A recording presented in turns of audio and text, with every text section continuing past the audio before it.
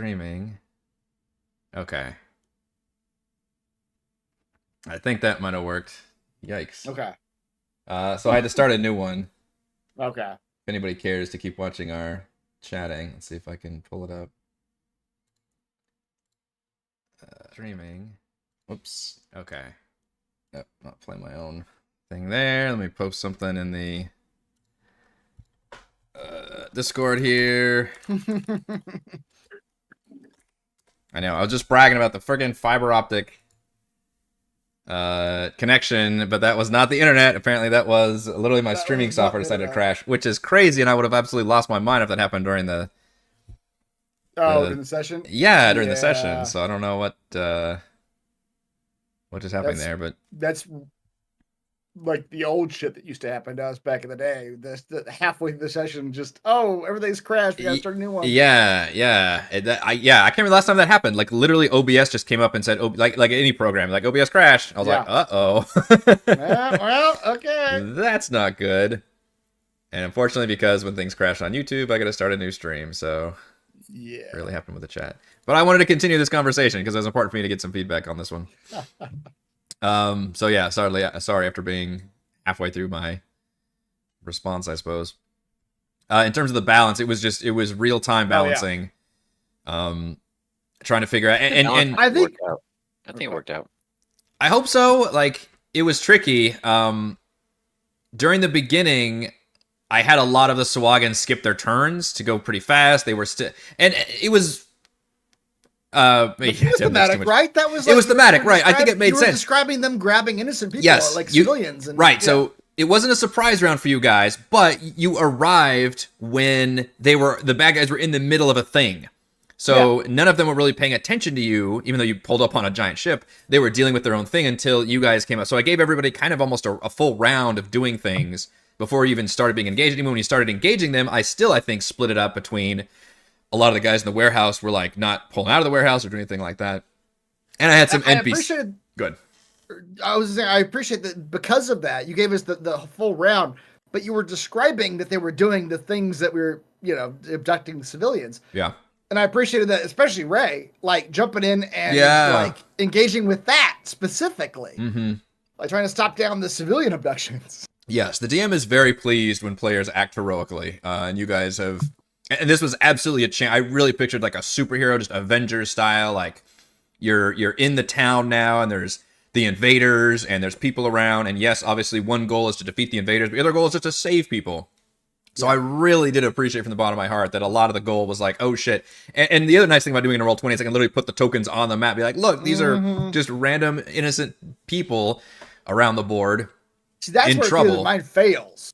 That's where like the actual tabletop succeeds. Is like you can see the tokens of like, okay, this specific civilian is being abducted and I can save them. Yeah. Versus theater of the mind when you say like, oh, there's 10 Swagan with 10 people in nets and they're all going into the water, where you can be like, all right, well, I can't help at that, so let's just do something else. Yeah, so I did like how you guys specifically spent like a good chunk of turns and time like trying to save people and getting that done.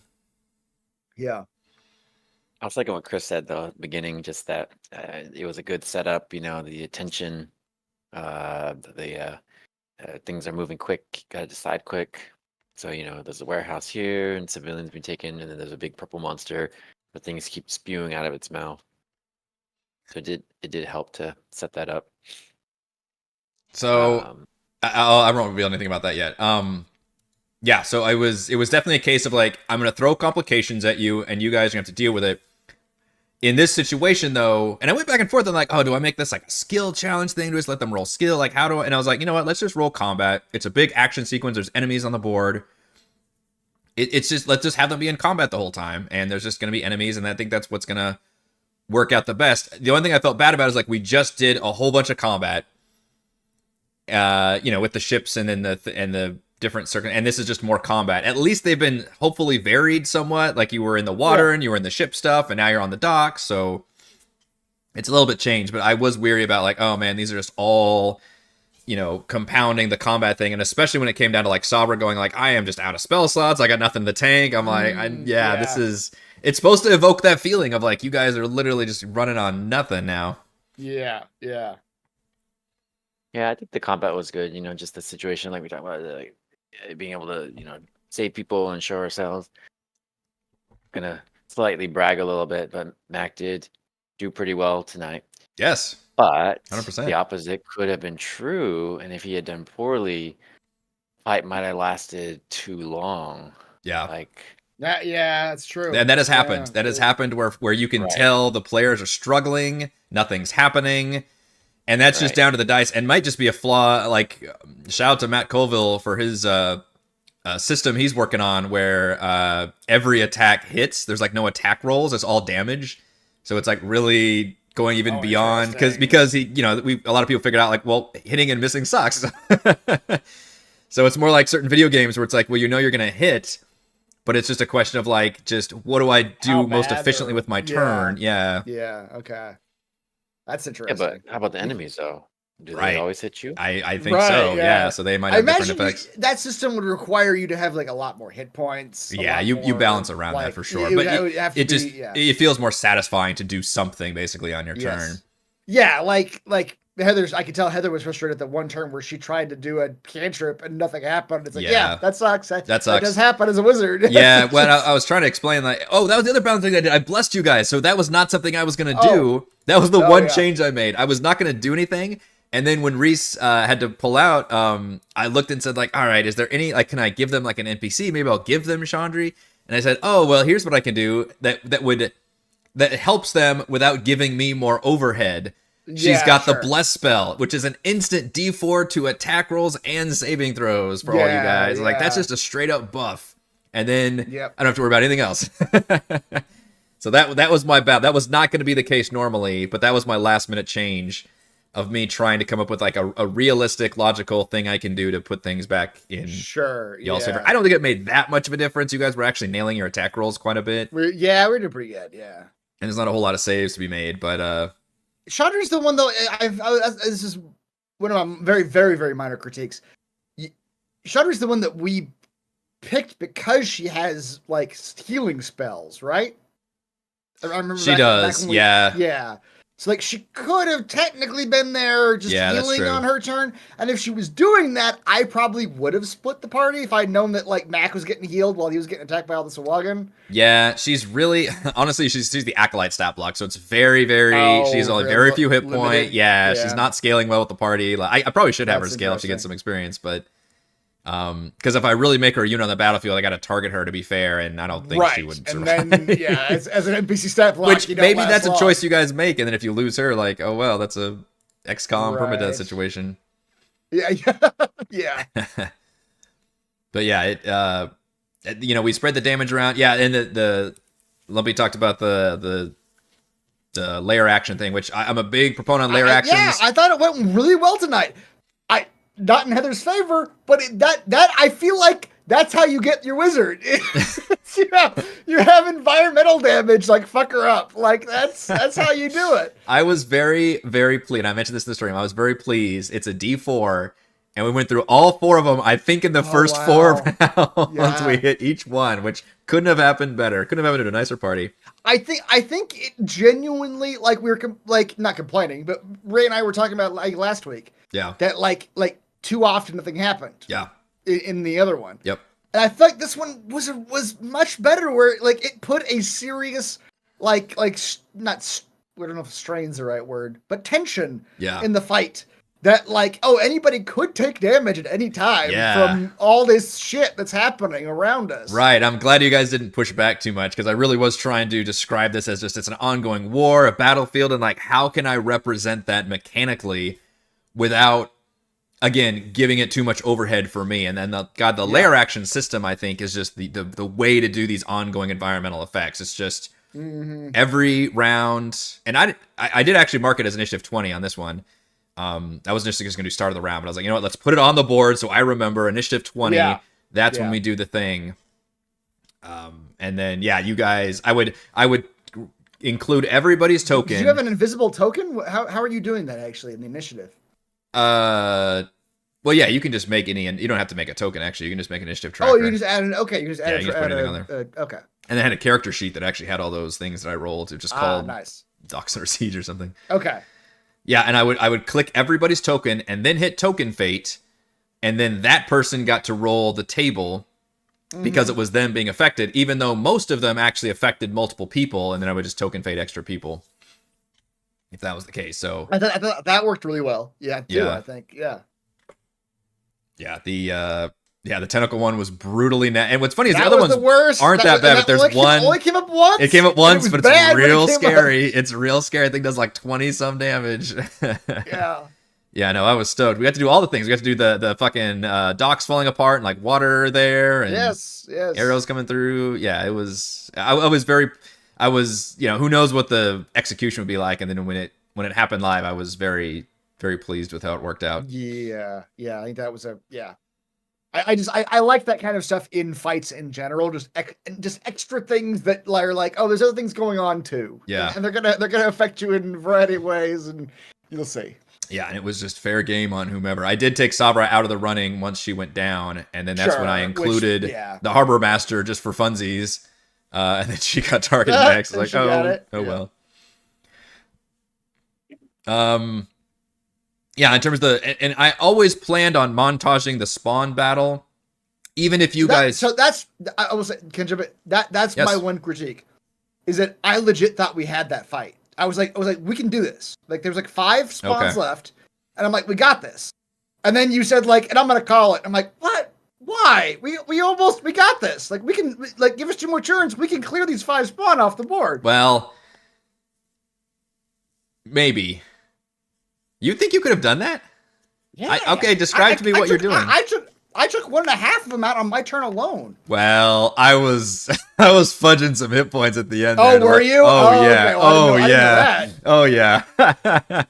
I think one of them you did down legitimately, but yeah, I think we were definitely fudging some hit points with this, but because I was montaging a lot of their stuff, I was slowing down their spawn rate just because I didn't want to deal with the amount of tokens. But there was supposed to be. So, here's where I think we should have done that. Would have sold the like this isn't a fight you should fight thing that I think you were aiming for. I think you should have copy pasted 10 more C spawn and just pasted them on the board. Yeah. Just show us 10 more tokens. Like, hey, these fuckers are just gonna keep coming. Yeah. Because as I was looking at the board, I legit thought we could win. Okay. I thought this is a fight that we should fight to the end. Well, here's the reason I know you were describing more guys coming out, but I was looking at the map and my idea. That's a good idea, but I guess I'll go ahead and talk about this because I'm kind of moving you guys ahead anyway. The inside of that creature is been created by me. Oh, really? And I was trying to get you guys to go inside it. Oh. And destroy the one creature which I teased Ray at the very end. Yeah, and that was the load-bearing creature that was controlling the thing. The problem is it's going to be harder to get you guys to go in if I have hordes of guys coming out. So what I had planned is there's alien-style eggs in there, blisters that are spawning these things periodically in kind of smaller clusters. That way, if somebody goes in there, they're sneaking around a couple guys, and if they get fucked, then they're fighting a couple guys versus just a horde of dudes in there just ready to spill out. Interesting. But yeah, I probably could have put a bunch, especially towards the end once I realized they're not going anywhere near this thing. I should have just put hordes of guys out there and been like, but then what would you have thought? You're just like, we're fucked. I don't know what we're doing. So I don't. I think then your ending would have made more sense. Yeah. Of the people arrive as reinforcements and you're supposed to go into the city. I probably should have included in the montage that more were coming out maybe as I got to the end. Yeah. I think just up until the very last minutes of the campaign, I thought we were supposed to win that fight. I thought we were supposed to kill all those sea spawns. Oh wow. And we were I'm surprised you thought you were still going to win that fight. Sabra is down. You've got 20 hit points left. Mac's doing work back there, I guess, on his turn, but these sea spawn haven't even attacked you yet, really. I'm overconfident. You were very overconfident. I'm shocked, dude. These things have don't they have triple attack? At least double attack. Oh, do they? I mean, we didn't see a whole lot of what they could do. No, you didn't. You were montaging their fight. They have 3 attacks each. Yeah, no, I was montaged. Yeah, exactly. So you came in at the end, and what I should have done is montage. I guess more of them coming out at that point when you were there. That's hilarious that you were overcoming it. My goal was definitely, and I didn't want to make it feel unwinnable. I wanted to make it feel like you guys were making a difference. You guys were fighting back. You were helping the hard. Like if it weren't for you guys, this place would be totally fucked. But then have these like overwhelming odds of like, oh man, we've done so much, but we're still kind of overwhelmed, and then have this fun cameo at the end, which I'm very curious to see because folks watching, I did not let Chris know ahead of time. At first I was like, is he doing what I think he's doing? Yeah. Okay, he is doing it. That's okay. I had always planned. I love that you love that particular character so much. You used him twice as like an NPC you brought in. Well, I tried to have it make sense for the context of like who would come in at this situation, who would be here defending the town or be able to be here. All of our PC characters, he's the one that's become like I literally went back and read all of our epilogue and recaps and tried to figure out where everybody was, what the situation was, and who would make sense, where they are and what they're doing. Yeah, and he was still at the top of the list. Nice. And obviously, pretty far love it. Fan favorite. Yeah. Yeah. That old asshole still rolling around executing justice. Yeah. Well, the big defensive place here in Neverwinter is apparently the Halls of Tyr or something is the main like government building. So I was like, all right, this is all awesome. Coming together. My goal was to not make this a winnable fight, but I didn't want to create a depressing situation for the PCs to be in. So that was kind of the balance I was trying to create of like, you're making a difference. Here's the other thing that the reason that I was overconfident. This is what I was wanting to do early on. I was going to run to the middle of all of them and throw the powder of smoke of coughing and sneezing. Oh yeah. And like incapacitate all of them. Yeah. I don't know what their con save is, but my idea was like I'm going to incapacitate like 7 of these dudes. Yeah. Because they're not going to have, I don't know, the con save is going to be worse than mine. So yeah, that's true. Yeah, that would have been pretty cool. So I was thinking at that point, like, okay, there's going to be a bunch of like incapacitated enemies that me and Ray are going to be able to just go and coup de grace a bunch of them. Yeah, I don't know, man. You take just a couple hits and you're down. There's nobody around you, and it's pretty nasty. Yeah, so that's hilarious how confident you were rushing into. I like it was all the heroic stuff. I was on board for it, but yeah, there were more. And I did try to describe there were more people coming out of this thing. I guess what I tried to motivate you guys is like this is the spawn. You got to take out the thing that's spawning monsters. Now Ray picked up on. He did pick on it. He shot at it, and Temnix called out. He's like, "They're just gonna want to attack the thing, Eric." And I'm like, "Well, yeah, but I'm gonna try to get them to go inside of it." For some reason, I thought that was more obvious to me. And then I described it when you ripped the eye open because I gave it like an AC, a big damage threshold. But and Raymond, I think, is the only one that can do damage to it given its stats. Yeah, it basically has the stats of a fucking ship. But Raymond can do enough damage to it per turn, so eventually you actually probably would have just done it just by shooting it. So maybe you would have won the fight, but probably Gottwald would have gone down. He's rolling death save. Salvaro's technically stabilized, so it would have been a kind of a boring fight for Mac to sit there and shoot people for a while. So right, just the way it. We'll say as a player that there was too much going on the left side. Yeah, I mean that's what we did the whole session essentially. Yep. To pull away, like Chris was saying, he couldn't go to the right. Maybe he could have figured out to run inside, but there was too much, saving. And I mean, with that blood frenzy or whatever, I mean, these guys can be scary when they hit. Like I'm glad they don't hit all the time, but the time they do hit, it's like they can get scary over time. Yeah. But I think there was just too much coming out for us to think of going in. Well, let me ask. That would have been a third thing. Like there were already 2 big things happening. Correct. Yeah. And we were only able to engage with one. And you're only 3. You're only 3. And the inside would have been the third one. Right. And we didn't even consider that as a and that might have been part of the effect of having the 3 instead of the full 4 party too, was not feeling like you could split up as much. Which again, I wasn't planning on that situation. Let me ask you this: would you have preferred? This is going to be some tough theory crafting now that you already know the situation. Would you have preferred this have been 2 separate encounters, like I separated the like saving the people from the ship and then attacking the Sahuagin ship thing?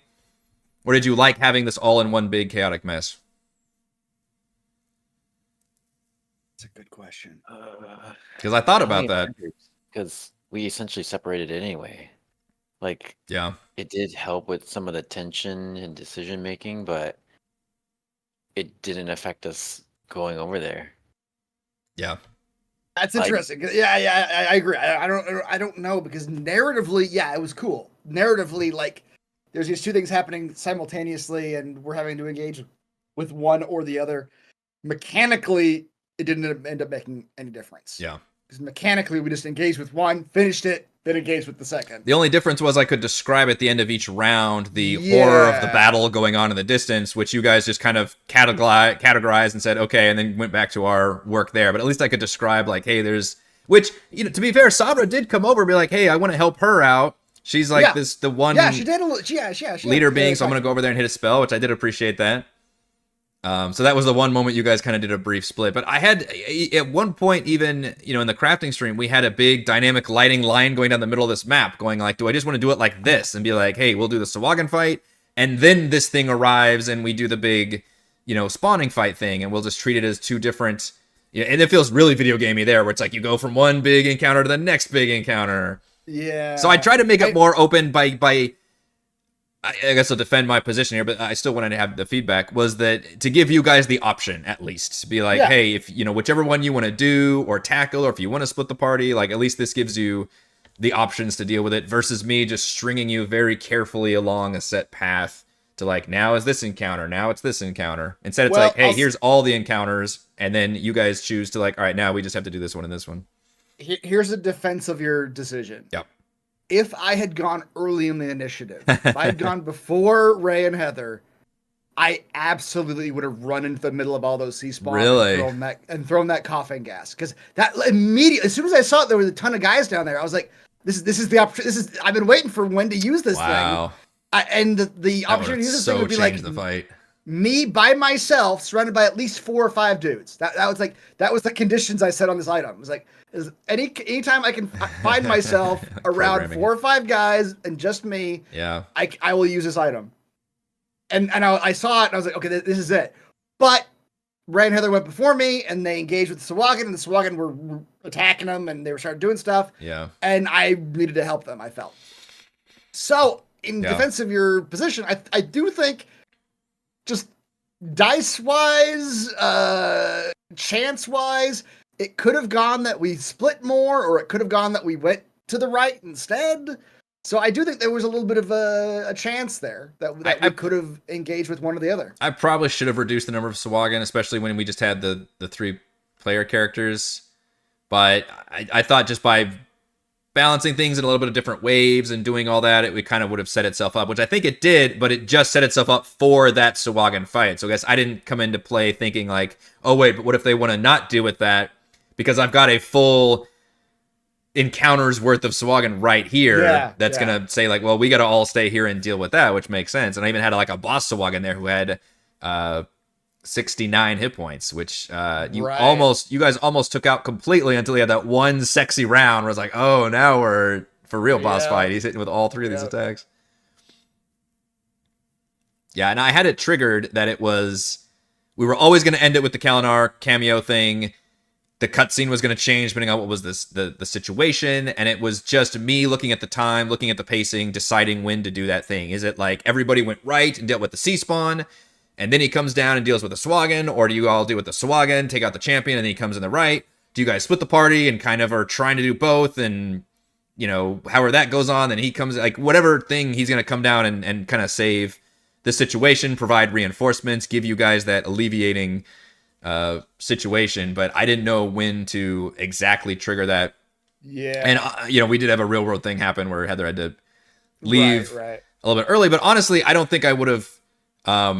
Well, I tell you, we would have let you had, you know, your round of sitting out there doing your dust thing, and I wouldn't have, you know, told everybody I'm going to end it that soon, because once you ran over there, I was like, all right, let's see how this plays out with more people coming in, and then Raymond revealing the eye, so I'm thinking, all right, we'll get a little more, we'll do a little bit more Seesaw stuff, but then she had to leave, and I looked at the time and went, you know what, we'll go ahead and call it here. So I think you probably would have gotten a little bit more combat out of it, but honestly, that's hilarious how confident you were, because maybe you're forgetting that these things are well, I would have used the dust. Yeah. I playing this out in my head, I would have used the dust, and in a perfect world, where everything goes my way, Mm-hmm. all of the sea spot would be incapacitated. Yeah. Meanwhile, Mac would have been sniping the dude who was controlling the whale creature back there, because he could see him now. Yeah, I did describe that, and I thought at the last minute, I was like, gosh, we didn't have to. I have a whole map for this thing, but we could just sit back there and shoot this fucking creature. And what I could do, honestly, if I really wanted to be like, all right, we need to wrap this up, is like, now that you shoot that creature directly, now the whole thing like flops back into the water. Yeah. You could have done that for sure. Yeah. And that would have also triggered the like, all right, now there's a bunch of sea spawn rip out, and maybe I montage like, all right, a bunch of Sahuagin like emerge from the water, like something happens where it feels like, oh shit, now we're just fucked. That moment where, it's the lone warrior sitting, in your case, I guess, surrounded by body, but then you see this overwhelming force coming at you, and you're just like, well, I guess this is how I die.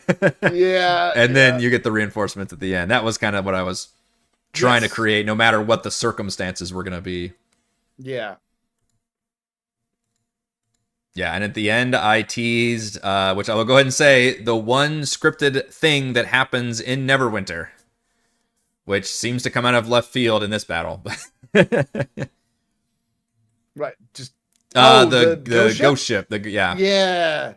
You know where really, if it's a nautical campaign, you gotta have your undead pirates at some point. I'm very curious what's going on there, because I from your description, I couldn't even tell if like at first I couldn't tell like, wait, are they with the city? Or is this more defenses from the city? Yeah. Like, do they have a ghost ship? But then you describe them like, then you describe them like going through their bridges, and I was like, okay, maybe not. Maybe these are enemies, but they don't seem to be in any way related to the other. I'm very confused, but I feel like it's the intention. So. It is kind of the intention, yeah. I don't want to speak too much about it, but you've already seen a lot of weird things being allied together, so... Yes. Yeah. But the goal was to basically wrap up this battle, this session, no matter how it went, and then get you guys chasing down, because and hopefully you guys don't feel too mentally burnt out from this whole endeavor, because there's still a little bit to go. Somehow I'm gonna have to get Sabra some spell slots, but hopefully just have a bunch of spell scrolls that are laying scrolls, around. Yeah. Can she not do anything? She's got cantrips, but wizards are going to be cranky about not having the rest. Yeah, she's got her Toll the Dead cantrip. What cantrips does she have? She's got Toll the Dead. What else? I can Fireball? Look at it. Magic Missile? What is it? Magic Missile's not a cantrip, my friend. Cantrips, she's got Chill Touch, Toll the Dead, Mage Hand, Infestation, Dancing Lights, and Friends. She's got the most cantrips, I think, as a wizard. Yeah. But at least one of those is an attack roll. Chill Touch is an attack roll, right? Yes. Yeah, Chill Touch is an attack roll. Yeah, Toll the Dead technically does more damage, but especially if you're blessed, Chill Touch, you might get more mileage out of. But like, it depends on the creature, I guess, if they have a high AC or something. That's also true, yeah. What's Dancing Lights? You just make lights that are fancier than a regular light.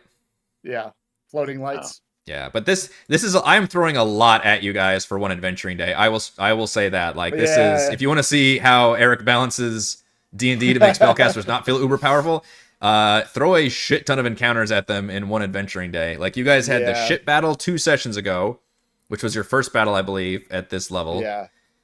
Then you had 2 encounters last session, one where you're saving people from the shark-infested waters, and one where you're the giant shark and the coral prison and all that. This is your 4th encounter, which was a massive battle. Yeah. You guys already short rested once. Definitely gonna have to short rest again, I'm thinking. And then I just teased a ghost ship going up the city, so you guys still have shit to go. Now, I did mention there was a crate of potions. I'm gonna have to put a note into... Oh, by the way, I should have mentioned, today is my sister's birthday. So shout out to my sister. I should have done that there. I can't believe I'm this late in the... Yeah, I called out to my wife, obviously, but today is literally my sister's birthday, so shout out to... she's in California right now. She's in your neck of the woods. Oh, really? Yeah, she's on a girls' trip up in like wine country, Central California. Oh, yeah, Central California, yeah. Napa, that whole... Yeah. Napa, she's literally in that area for the weekend. Nice.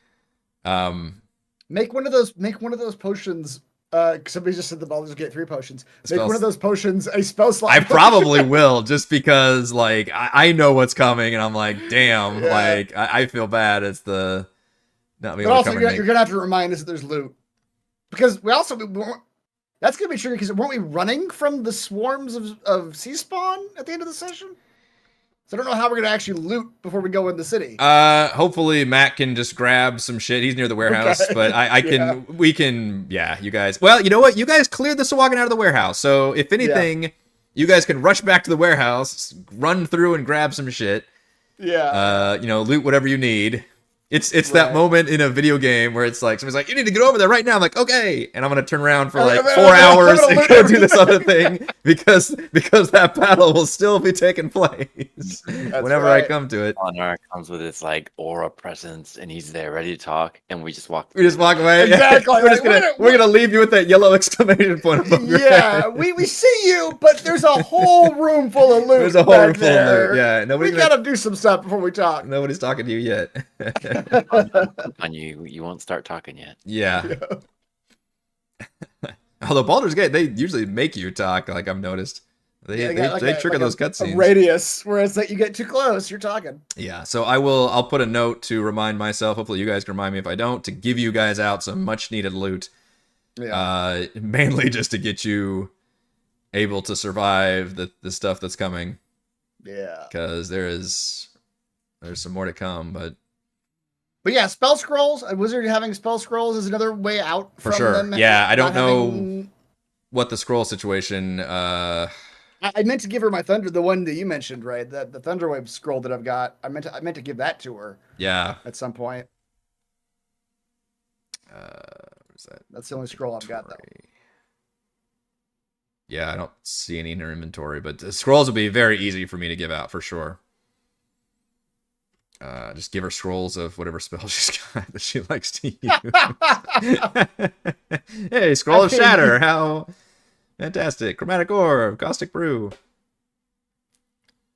Which I'm not sure that Caustic Brew spell, that might be another trap spell like that Witch Bolt. I just don't know, like. She seems to like the traps, the spells that, like, if you do the math, they don't do a ton of damage at the end, but like, because Witch Bolt. Like, I think maybe I've read too many of the, like, ranking. And Witch Bolt's such a fun thematic. It's a fucking force lightning. It feels like it should be so cool. Yeah. But yeah. But it's just mechanically, it's just not good. Yeah. Yeah. There's just better spells. Yeah. And the Brew one, I guess if you can hit a lot of people with it, but even then 2d4 is just not good damage. For your concentration, I guess you can turn it on and then do other things is the thing. Yeah, it's only first level, but I didn't calculate how much damage she got out of it this session. It may have been a good amount of damage. I don't know. It's hard to role play. Like, well, do enemies do they immediately wipe it off? Or are they in the middle of the battle? So I kind of play it by ear. But that's one thing. It can take their action to get rid of it. So yeah. But yeah, we'll figure out some much needed loot for you guys. Also have to figure out that she needs to roll a make the save for lingering injury. Yeah, lingering injury, right? Yeah. Finally went down. You know what? I think we had a streak between players going down, by the way. Possibly longest of the campaign so far, which were only 16 sessions. Last time somebody went down was session 12. Really? Which was you going down 3 times. So we went 13, 14, 15. We went 3 sessions with nobody going down. This level, right? No, that's definitely not a streak. Sorry. The streak was 4 sessions. Okay. Between session 7, let's see, 8, 9, 10, 11, nobody went down. And then 12, somebody went down. So our streak was 4. Oh, okay. Had we got through this session with nobody going down, would have tied the streak. But alas, we got to replace it's been this many days or this many sessions since the last person went unconscious. Yep. Still far from our deadliest campaign, I will say. Which is funny, yeah. Which I think is still Tomb. I'd have to go back and check the stats. Probably still Tomb was pretty crazy. All right. Well, I don't know if it was in the early levels. I can't remember, but Tomb was all early levels. That's why it was so deadly. Like the whole jungle was like level 1 through 5. And we stretched out those low levels so long. I think that's why. And ever since then, in Rime and now this campaign, I've been trying to shorten and pace better and not cram as much into the tier 1. Yeah. And I think that instantly makes everybody's survivability goes up because we're not playing those low levels so much. All right, I think that will do it for this part 2 of Chat from the Deep. Sorry about the weird mix-up there. I'll have to fix it later in post. But I can't. They're live, so I can't stitch them together. But hopefully, folks will figure it out. Dual casting Witch Bolt. That would be a way to make it good. Oh, the sorcerer doing it. Sorcerer doing it on 2 people at once and just keeping it going. Yeah. Yeah, that'd be cool. I love the idea behind it. It's so cool. I don't know if it's just the fact that you're spending your action having to redo it is maybe the problem. Unfortunately, then you're not making any rolls. You're not making any decisions. It's just like, oh yeah, I keep doing the damage. That's true. It doesn't feel good as on a turn. Yeah, you're just like, I keep doing this. Yeah. I get, what is it? Is it Chain Lightning is also the same thing though? Don't you always spend your action, or is that a bonus? I think you're spending your action too. It's just a one-time thing, I think. No, Chain Lightning, you're summoning the lightning bolt, but then every turn while you've got it concentrating, you're like casting it again. Call Lightning. Or sorry, Call Lightning. You're right. I fucked up. Chain Lightning's the one where you just do it once and it just jumps. Call Lightning is what I meant. The one that I see all the time. But yes, you're right. Yeah. Call Lightning is you cast it and then you can just do it again within range. Yeah. Yeah. All right. That will do it for this Chat from the Deep. Thank you to Chris and Raymond for joining me. I am Eric. Thank you all the wonderful fans for watching. We will see you next week. Bye. Yes, Debnix, Heat Metal is the best spell ever. I agree with you. Heat Metal. So good. We should have a whole chat about spells at some point.